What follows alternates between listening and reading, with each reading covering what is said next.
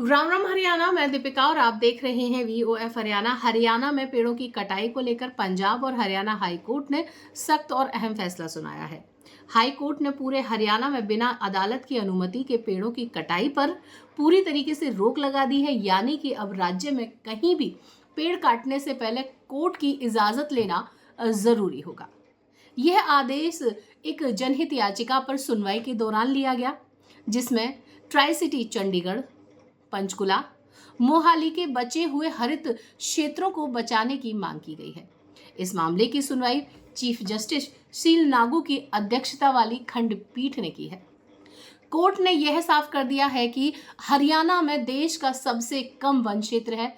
ऐसे में पेड़ों की कटाई अंधाधुंध तरीके से करना पर्यावरण के लिए भी एक गंभीर खतरा बन सकता है। अब आपको बताते हैं कि इस पूरे मामले की आखिर जड़ क्या है, कहां से ये पूरा प्रकरण शुरू हुआ।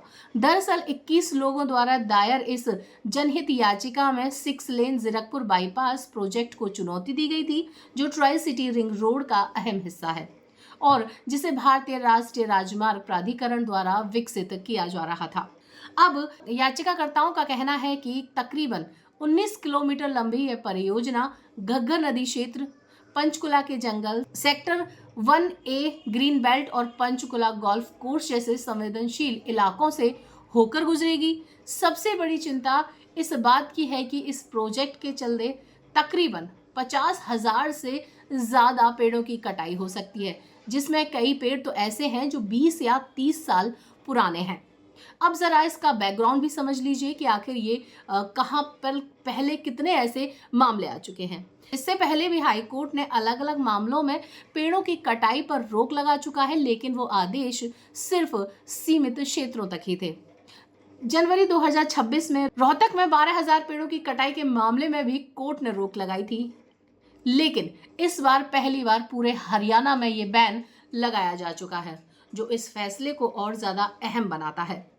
अगर आंकड़ों की बात करें तो हरियाणा में पेड़ों की कटाई का कोई एक आधिकारिक कुल आंकड़ा सामने नहीं है और यही सबसे बड़ा मुद्दा भी है। लेकिन अलग अलग रिपोर्ट्स के बड़े पैमाने पर पेड़ों की कटाई सामने आई है। अगर देखा जाए तो बहुत सारे लोगों द्वारा बहुत सारे रिपोर्ट्स ऐसे सामने आई हैं जिसमें कहीं ना कहीं अलग अलग आंकड़े सामने आते हैं। गुरुग्राम में हाल ही में एक साल में 2024-25 के दौरान 12,587 पेड़ काटे गए, जबकि 17,892 पेड़ों की कटाई की अनुमति ली गई थी।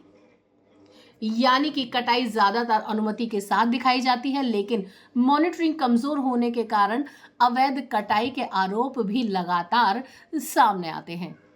अवैध कटाई के उदाहरण भी सामने आए हैं। बहुत से ऐसे मामले भी थे जो सामने आए, जैसे कलेसर वाइल्ड लाइफ क्षेत्र में 1,000 से ज्यादा खैर के पेड़ों की अवैध कटाई की रिपोर्ट सामने आई थी।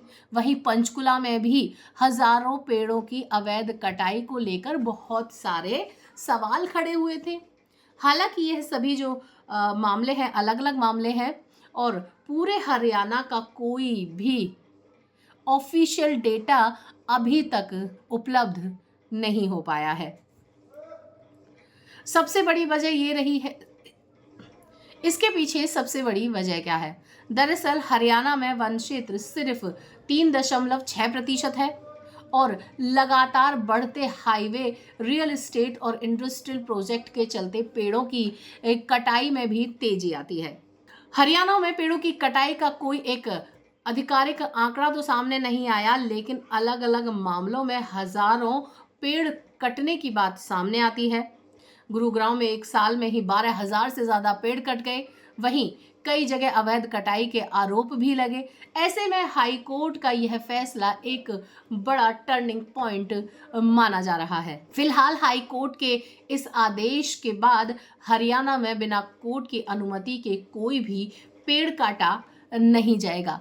खैर, इस मामले में अगली सुनवाई भी बेहद अहम होगी और सभी की नजरें हाई कोर्ट के अगले कदम पर टिकी जाएगी। आपको क्या लगता है, हाई कोर्ट के आदेश के बाद, हाई कोर्ट के इस फैसले के बाद क्या पेड़ों की अवैध कटाई रुक जाएगी या फिर वही तरीका सा जो पुराना घिसा पिटा सा सिस्टम है वही कहीं ना कहीं पेड़ों को बिना अनुमति के काट दिया जाएगा? खैर, ये तो आने वाला समय ही बताएगा, लेकिन हमारी नज़र ज़रूर इस खबर पर बनी रहेगी। जब तक आप बने रहिए हमारे साथ और देखते रहिए VOF हरियाणा। नमस्कार।